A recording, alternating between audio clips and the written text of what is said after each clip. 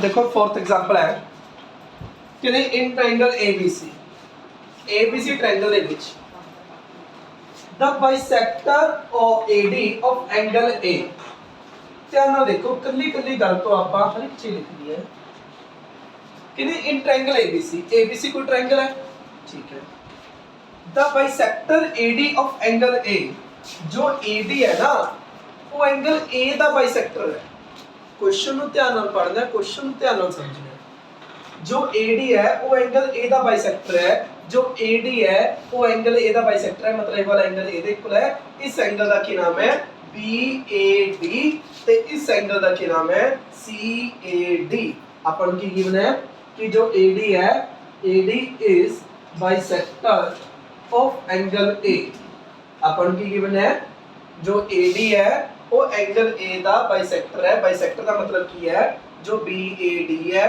वो CAD दे equal है that is angle BAD equal angle CAD कि ये वाला स्टेप गलत हो सकता है क्वेश्चन जी देखिए ट्रायंगल ABC है ट्रायंगल ABC है जो AD है वो बाइसेक्टर है एंगल A दा जो AD है वो एंगल A नु बाइसेक्ट कर रहा है मतलब विचों कट रहा है मतलब A वाला पार्ट A दे इक्वल है मतलब BAD इक्वल CAD है वो तक समझ नहीं जो AD है एंगल A दा बाइसेक्टर है ते वो परपेंडिकुलर है किदे उत्ते BC साइड उत्ते जो AD है AD is perpendicular on BC जो AD है वो एंगल A दा बाइसेक्टर है AD एंगल A दा बाइसेक्टर है ते BC उत्ते परपेंडिकुलर है BC उत्ते परपेंडिकुलर है मतलब अपन की गिवन है that is angle ADB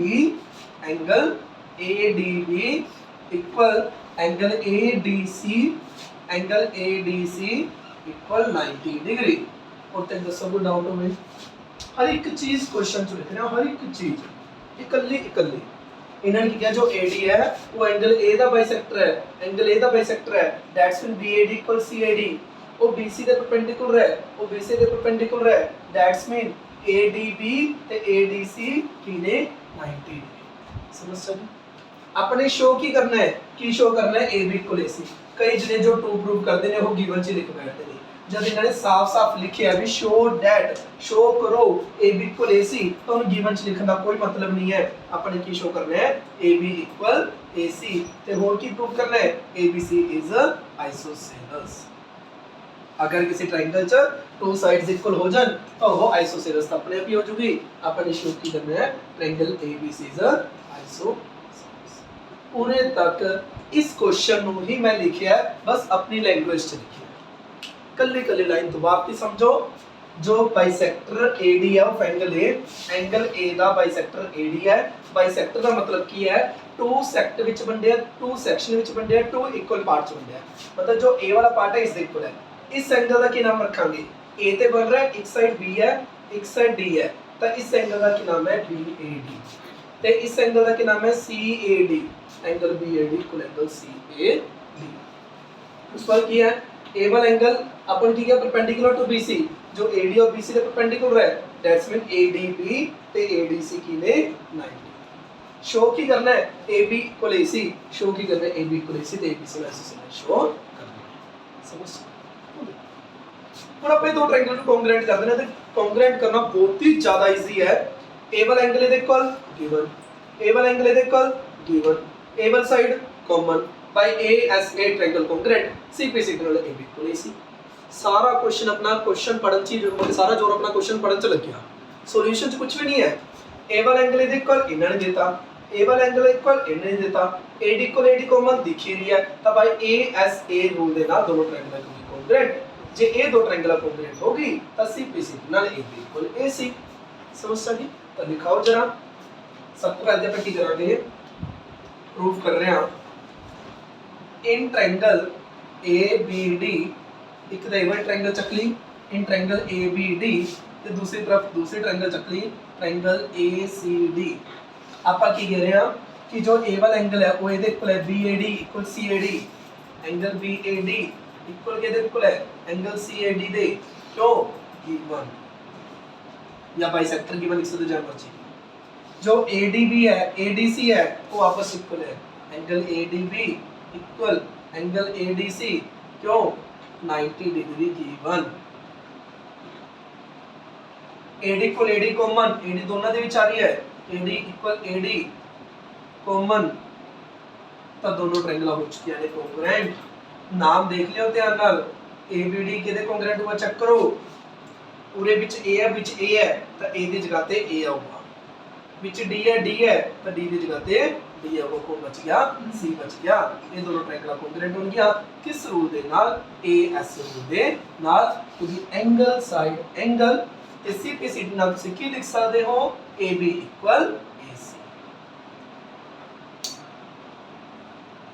AB equal if in a triangle two sides are equal then it is a isosceles triangle अगर किसी triangle च दो साइड इक्वल हो जान तो की बन जाती है isosceles तो इस करके जो triangle ABC है वो की होगी isosceles तो लिख दियो if in a triangle या फिर से कैसा दो कि जे1 साइड ਇਹਦੇ ਇਕੁਅਲ ਹੈ ਤੇ ਇਹਦੇ ਸਾਹਮਣੇ ਵਾਲਾ ਐਂਗਲ ਇਹਦੇ ਸਾਹਮਣੇ ਵਾਲਾ ਐਂਗਲ ਇਕੁਅਲ ਹੋਗਾ ਅਗਰ ਕਿਸੇ ਟ੍ਰਾਇੰਗਲ 'ਚ ਦੋ ਐਂਗਲ ਇਕੁਅਲ ਹੈ ਤਾਂ ਉਹਨਾਂ ਉਹ ਕੀ ਹੋ ਜਾਂਦੀ ਹੈ आइसोसेलेस टू साइड्स इक्वल है तभी आइसोसेलेस कह सकते हो टू एंगल्स इक्वल है तभी आइसोसेलेस कह सकते हो पूरे टू साइड्स इक्वल होगी तो कह दोगे in triangle ABC two sides are equal so ABC is isosceles triangle तो पूरा क्वेश्चन समझो की सीगा सब कुछ इन्होंने दिता पहली गल इन्होंने कही कि जो AD है वो एंगल A दा बाइसेक्टर है मतलब ये वाला एंगल देखो है ठीक है भाई फिर इन्होंने कहा जो AD है BC के परपेंडिकुलर मतलब ये वाला एंगल देखो है 90 डिग्री बस यही अपने कोंग्रुएंट करता ये एंगल A इक्वल ये angle A equal AD common दोनों triangle congruent CPC triangle AB equal AC अगर किसी ट्रायंगल च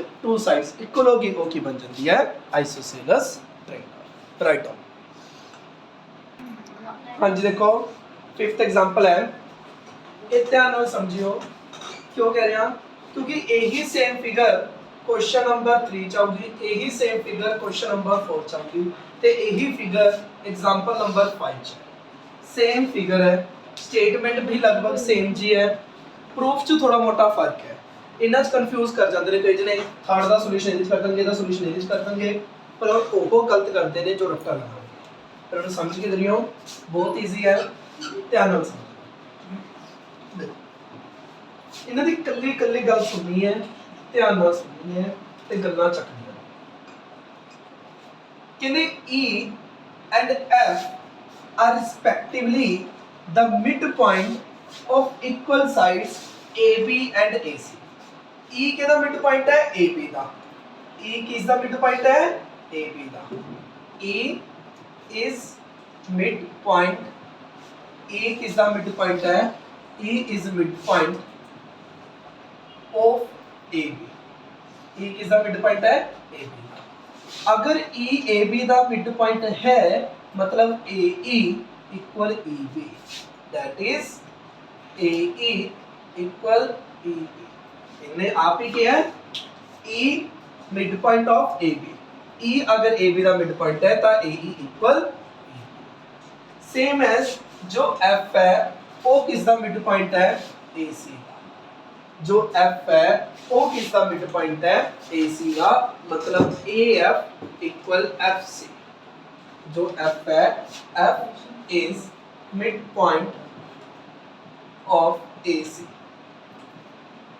that is AF equal FC समझ आप सारी गल्लां एक तरह दी गिवन सी कर लेंगे देखो E midpoint है किसदा E केदा midpoint है AB दा ਇਹ ਰਿਸਪੈਕਟਿਵਲੀ ਵਰਡ ਦਾ ਮਤਲਬ ਕੀ ਹੁੰਦਾ ਹੈਗਾ ਰਿਸਪੈਕਟਿਵਲੀ ਵਰਡ ਦਾ ਮਤਲਬ ਕੀ ਹੁੰਦਾ ਹੈ ਜੋ ਅਕਸ਼ਰ ਪਹਿਲਾ ਆਇਆ ਹੈ E ਪਹਿਲਾ ਆਇਆ ਹੈ E A the mid point ਹੈ ਜੋ ਅਕਸ਼ਰ ਬਾਅਦ ਚੋਂ ਆਇਆ ਹੈ ਉਹ ਬਾਅਦ ਵਾਲੇ ਦਾ ਮਿਡ ਪੁਆਇੰਟ ਹੈ ਰਿਸਪੈਕਟਿਵਲੀ ਦਾ ਮਤਲਬ ਹੁੰਦਾ ਹੈ ਪਹਿਲੇ ਵਾਲਾ ਪਹਿਲੇ ਦਾ ਮਿਡ ਪੁਆਇੰਟ ਹੈ ਦੂਸਰੇ ਵਾਲਾ ਦੂਸਰੇ ਦਾ ਮਿਡ ਪੁਆਇੰਟ ਹੈ E ਕਿਸ ਦਾ ਮਿਡ ਪੁਆਇੰਟ ਹੈ AB ਦਾ ਅਗਰ E ਮਿਡ ਪੁਆਇੰਟ ਹੈ AB ਦਾ ਮਤਲਬ AE ਇਕੁਅਲ AB अगर F मिड पॉइंट है AC दा अगर F मिड पॉइंट है AC दा तो मतलब AF इक्वल FC पूरे तक किसी ने डाउट होवे तो दसो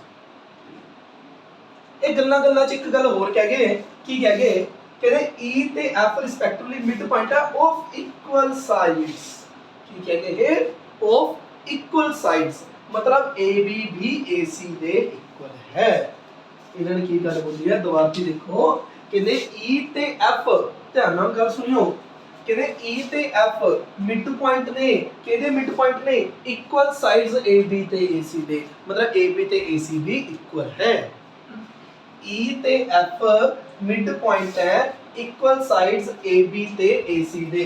E ਤੇ F ਮਿਡ ਪੁਆਇੰਟ ਹੈ ਇਕੁਅਲ ਸਾਈਡਸ AB ਤੇ AC ਦੇ, ਮਤਲਬ AB ਤੇ AC ਦੀ ਕੀ ਹੈ ਇਕੁਅਲ ਸਾਈਡਸ ਹੈ। ਆਪਾਂ ਨੂੰ ਕੀ ਦਿੱਤਾ ਹੈ AB ਇਕੁਅਲ AC। ਸਮਝ ਸਹੀ ਗੱਲ? ਧਿਆਨ ਨਾਲ ਕੁਐਸਚਨ ਪੜ੍ਹਨਾ ਹੈ, ਕੁਐਸਚਨ 'ਚ ਹੀ ਆਨਸਰ ਛਿਪਿਆ ਹੁੰਦਾ ਹੈ। ਸਭ ਤੋਂ ਵੱਡੀ ਸਟੈਪ ਦੀ ਹੀ ਖਾਸੀਅਤ ਹੈ ਕੁਐਸਚਨ 'ਚ ਹੀ ਸਾਰਾ ਆਨਸਰ ਹੈ, ਪਰ ਤੁਹਾਨੂੰ ਪੜ੍ਹਨਾ ਆਉਣਾ ਚਾਹੀਦਾ ਹੈ।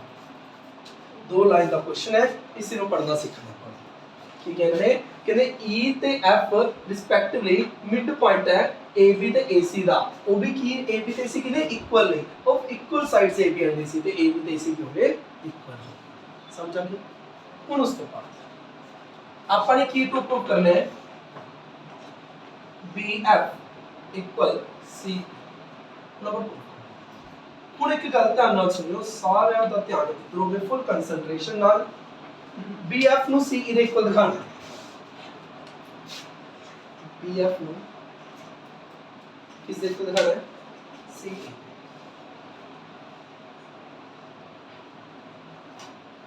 ਬਹੁਤ ਧਿਆਨ ਨਾਲ ਗੱਲ ਸੁਣੋ।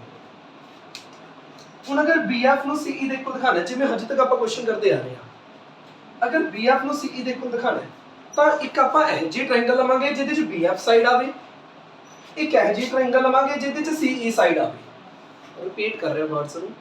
अगर मैंने BF ਨੂੰ CE ਦੇ ਇਕੁਅਲ ਦਿਖਾਣਾ ਹੈ, ਅਗਰ मैंने BF ਨੂੰ CE ਦੇ ਇਕੁਅਲ ਦਿਖਾਣਾ ਹੈ ਤਾਂ ਮੈਂ ਇੱਕ ਇਹ ਜਿਹੀ ਟ੍ਰਾਇੰਗਲ ਲਵਾਂਗਾ ਜਿਹਦੇ ਚ BF ਸਾਈਡ ਆਵੇ, ਇੱਕ ਇਹ ਜਿਹੀ ਟ੍ਰਾਇੰਗਲ ਲਵਾਂਗਾ ਜਿਹਦੇ ਚ CE ਸਾਈਡ ਆਵੇ। ਇੰਨੀ ਗੱਲ ਓਕੇ ਹੈ? ਅੱਜ ਤੱਕ ਪਿਛਲੇ ਕੁਐਸਚਨ ਚ ਵੀ ਅਸੀਂ ਕੀਤਾ ਸੀ ਆਪਾਂ ਨੇ AB इक्वल AC करनी सी, मतलब एक एडी ट्रायंगल नीचे दी जो वाली साइड है एक एडी साइड लिखती एक एडी ट्रायंगल नीचे दी जो वाली। अगर मैंने BF इक्वल CE दिखाना है, BF इक्वल CE दिखाना है, मैं कहे जी ट्रायंगल लूंगा ਜਿਹਦੇ ਚ BF ਸਾਈਡ ਆਵੇ ਤੇ ਕਹੇ ਜੀ ट्रायंगल ਲੂੰਗਾ ਜਿਹਦੇ ਚ CE ਸਾਈਡ।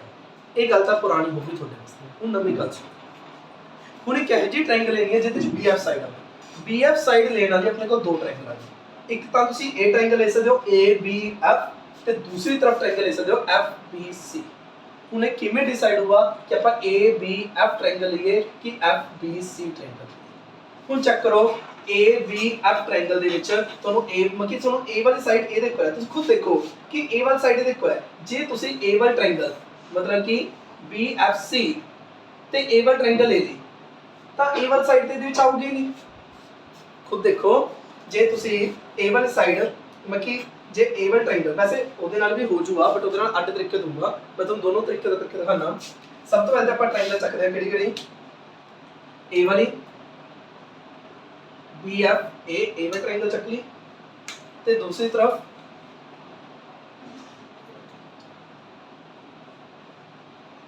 ਉਹਨੇ ਦੋ ट्रायंगल ਚੱਕੇ। ਇੱਕ ਤਾਂ ਰੈੱਡ ਮਾਰਕਰ ਵਾਲੀ ट्रायंगल ਚੱਕ ਲਈ, दूसरी जो रिंकल जी ਕੀਤੀ ਹੈ ਮੈਂ ਇਹ ਦੋ ट्रायंगल ਚੱਕ ਲਈ। ਹੁਣ ਇਹਨਾਂ ਵਿੱਚ ਦੇਖੋ ਧਿਆਨ ਨਾਲ ਕੀ ਹੋਣਾ।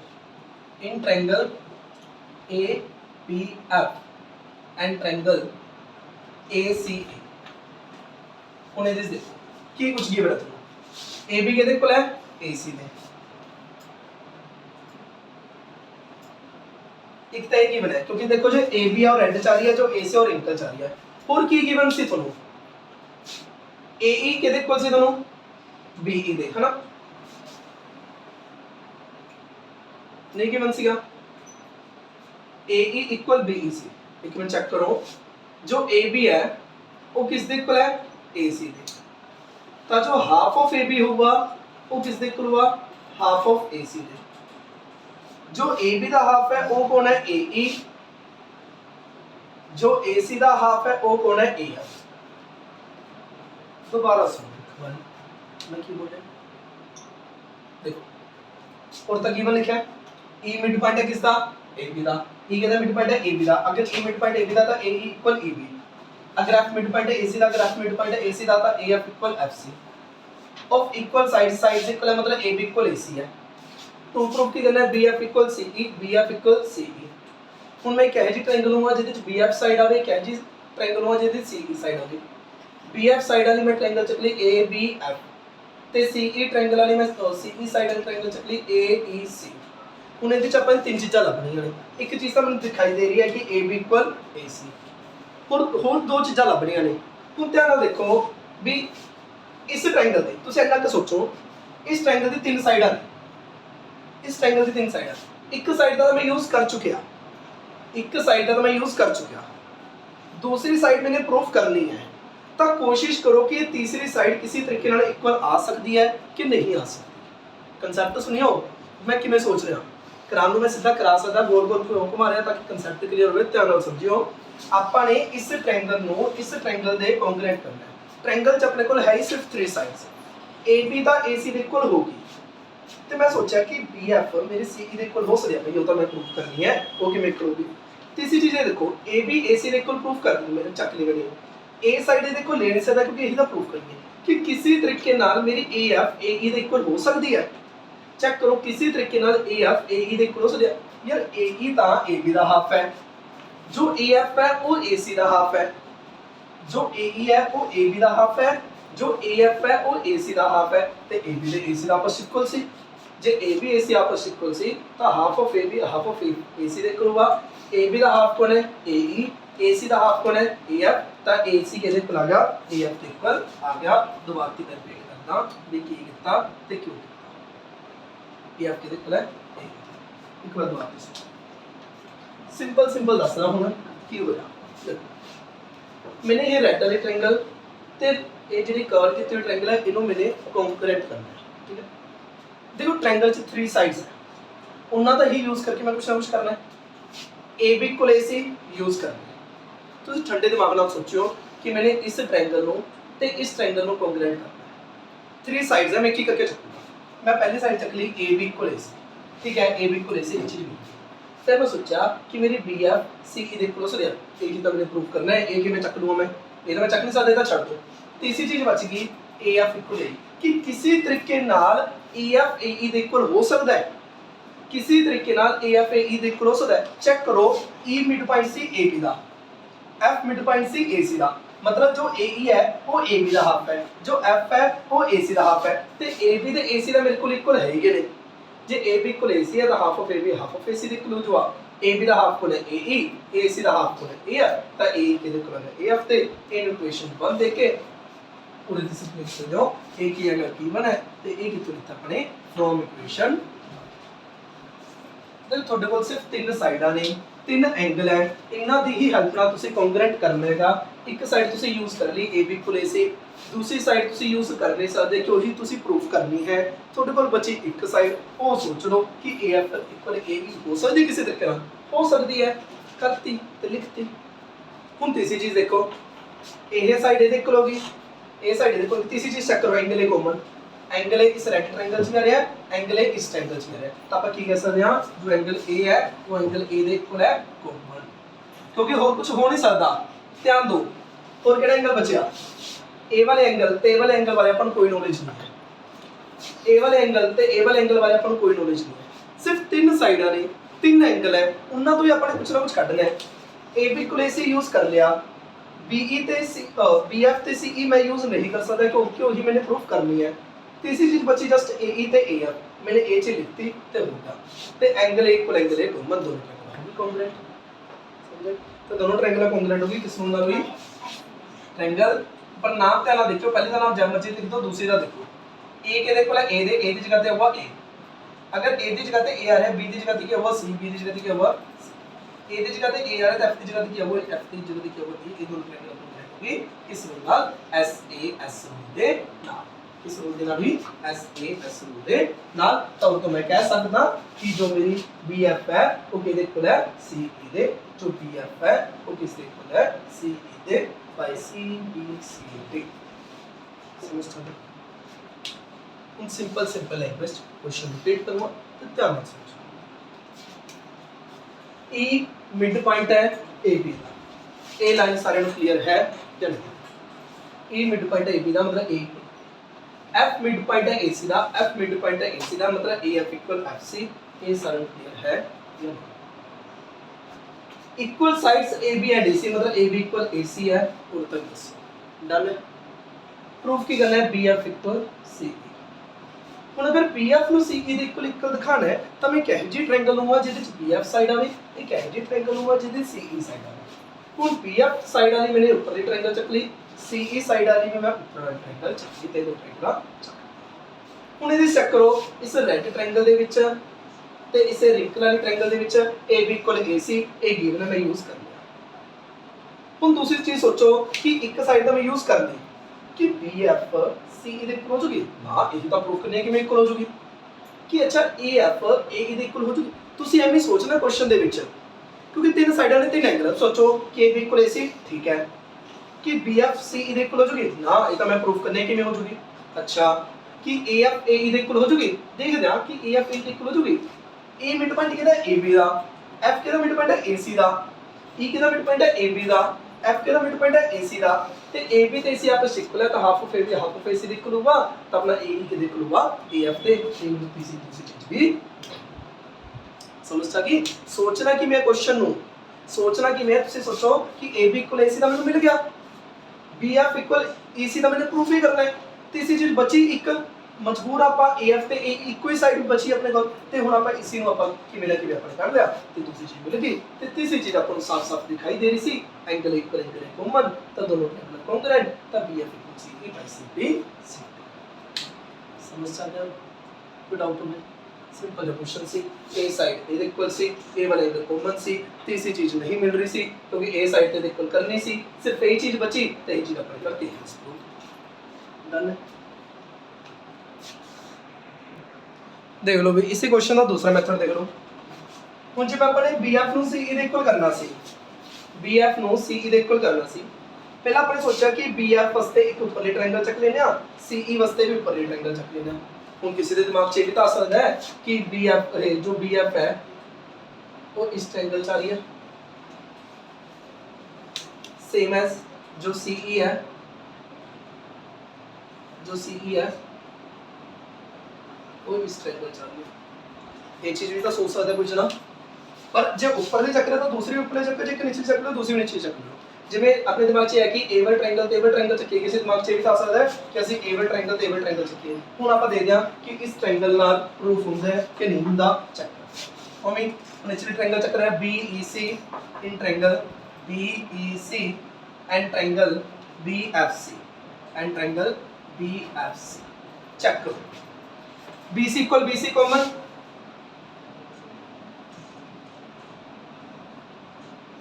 BC = BC कॉमन, एक साइड मिल गई।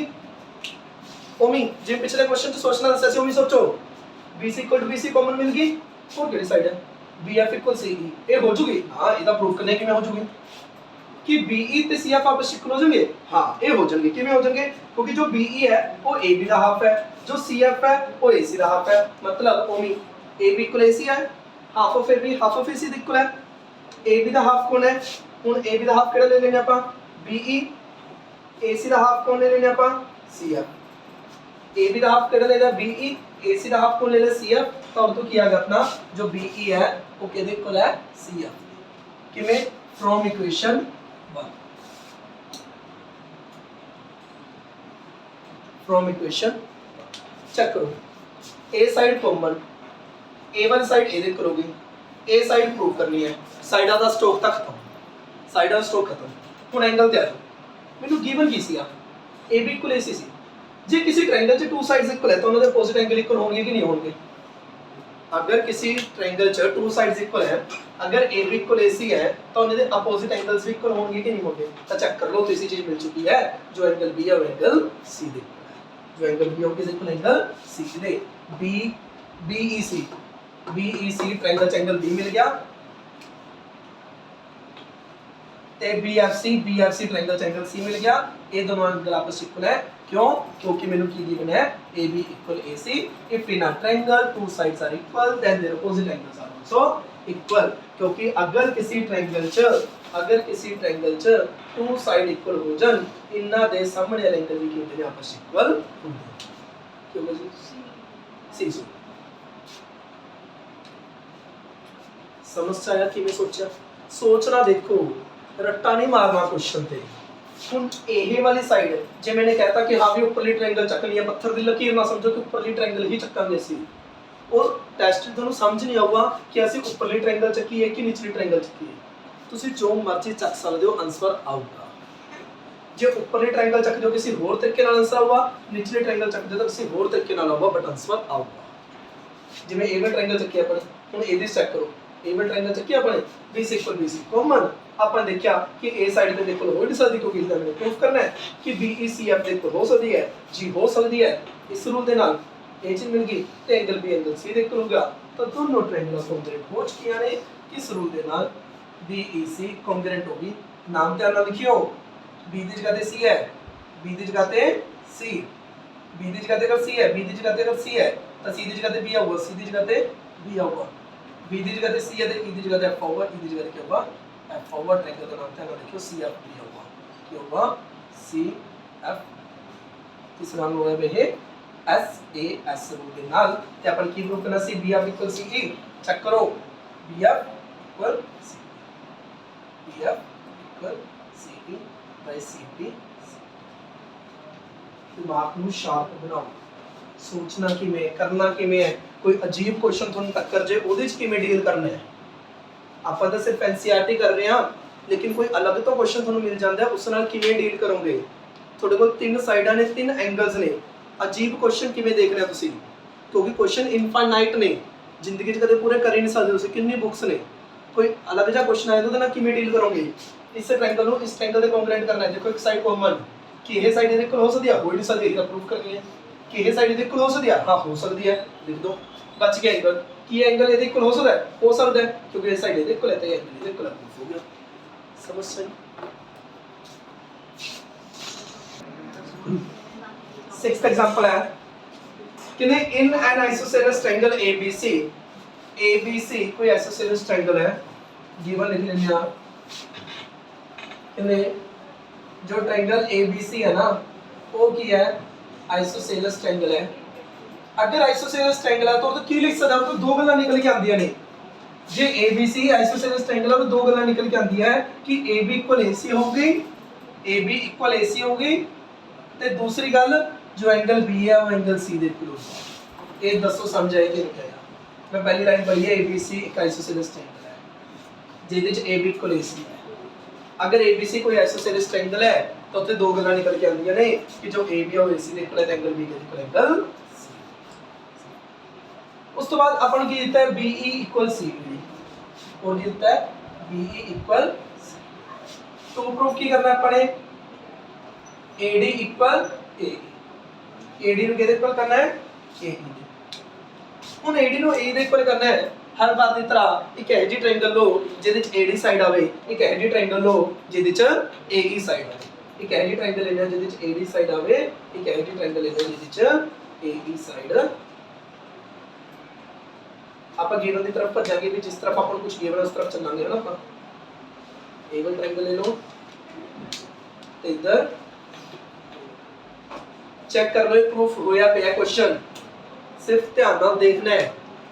आपने AD नु AE दे इक्वल करना है, ध्यान नाल देखो, एक चीज AB = AC मिल गई, दूसरी चीज एंगल B = एंगल C मिल गई, तीसरी चीज सोचो पिछले क्वेश्चन की तरह AB = AC ठीक है कि AD = AE हो सकता है, ਉਹਦੀ ਦਾ ਪ੍ਰੂਫ ਕਰੋ ਕਿਵੇਂ ਹੋ ਜੂਗੀ। AB = AC होगी कि AD = AE हो सकती है, ਉਹਦੀ ਦਾ ਪ੍ਰੂਫ ਕਰਨੇ ਕਿਵੇਂ ਹੋ ਜੂਗੀ। कि BD = CE हो सकती है, मैंने BD CE दे इक्वल दिता, मैंने की दिती है जो BE है वो DC दे इक्वल दिती है, BE के दे इक्वल दिती है DC दे। ध्यान ਨਾਲ ਸੁਣਿਓ ਗੱਲ, मैंने BE DC दे इक्वल दिता, और हाफ ना करियो क्योंकि उन्हें मिड पॉइंट ने गिवन BE = DC दिती है ते चाहिदा की है BD = EC। ध्यान ਨਾਲ देखो, BE ਨੂੰ BD बनने वास्ते किस चीज की जरूरत नहीं है, DE की जरूरत नहीं है। सेम एज DC नो DE बनने वास्ते किस की जरूरत नहीं है, DE की जरूरत नहीं है। मतलब अगर BE = DC है, अगर मैं दोनों साइड DE माइनस करता, अगर मैं दोनों साइड DE माइनस करता,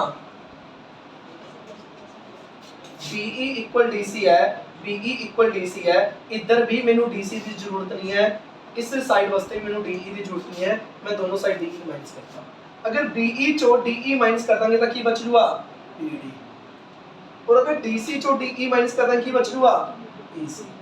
तो चेक कर लो DC चीज पूछ, दोबारा सुनो, इस ट्रायंगल नु इस दे कंग्रुएंट करने वास्ते तीन चीज़ां चाहिए सी। एक तो AB = AC पता ही है, एंगल बी एंगल सी पता ही है। तीसरी चीज देखो कि बी डी सी ई दे इक्वल हो सकता है, हाँ हो सकता है कि भी हो सकता है क्योंकि बी ई तो डी सी दे इक्वल गिवन है, बी ई डी सी दे इक्वल गिवन है। अब डी ई फालतू आ रही है तो बाहर काट दो, ਜਿਹੜੇ फालतू बंदे बाहर ਕੱਢ ਦੇਖੋ।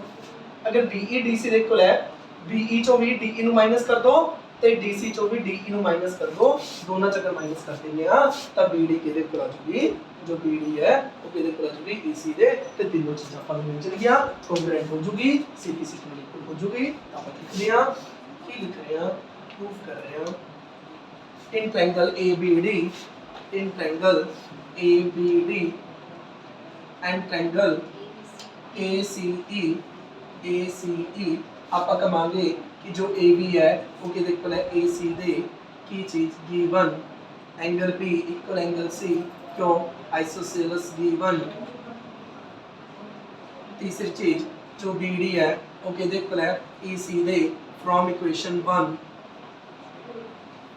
दोनों ट्रायंगल कॉन्ग्रुएंट, नाम ध्यान ਨਾਲ लिखियो, पहली तो जै मर्जी, दूसरे देखो B की जगह पे C है, B की जगह पे वो C, अगर B की जगह पे C आ गया तो A की जगह पे A की जगह पे A, अगर B की जगह पे C आ गया तो D की जगह पे E, D की जगह पे E, ACE नाम होगा, की नाम होगा सही है ACE या ACE। दोनों ट्रायंगल कॉन्ग्रुएंट होगी किस रूल नाल, SAS रूल दे नाल, किस रूल नाल होगी SAS रूल दे नाल। मैंने की प्रूफ करना सी AD इक्वल CE, चेक कर लो AD equal AE, AD equal AE by CPCT। समझ गए, सोचिया किवें, लास्ट एक मिनट ਲਈ ਸੁਣ ਲਓ। ਤੁਸੀਂ AD ਨੂੰ AE ਦੇ ਇਕੁਅਲ ਕਰਨਾ ਹੈ, ਇੱਕ ਇਹੋ ਜਿਹੀ ਟ੍ਰਾਇੰਗਲ ਲਓ ਜਿਹਦੇ ਵਿੱਚ AD ਸਾਈਡ ਆਵੇ, ਇੱਕ ਇਹੋ ਜਿਹੀ ਟ੍ਰਾਇੰਗਲ ਲਓ ਜਿਹਦੇ ਵਿੱਚ AE ਸਾਈਡ ਆਵੇ। ਹੁਣ ਚੈੱਕ ਕਰ ਲਓ AB ਇਕੁਅਲ AC ਹੈਗੀ ਆ, ਐਂਗਲ B ਐਂਗਲ C ਦੇ ਇਕੁਅਲ ਹੈਗਾ, ਪਰ AD ਤਾਂ AE ਦੇ ਇਕੁਅਲ ਹੋ ਨਹੀਂ ਸਕਦਾ ਕਿਉਂਕਿ ਇਹ ਤਾਂ ਮੈंने ਪ੍ਰੂਫ ਕਰਨਾ ਹੈ ਕਿ BD CE ਦੇ ਇਕੁਅਲ ਹੈਗੀ ਆ, ਕਿ BD CE ਦੇ ਇਕੁਅਲ ਹੈਗੀ ਆ।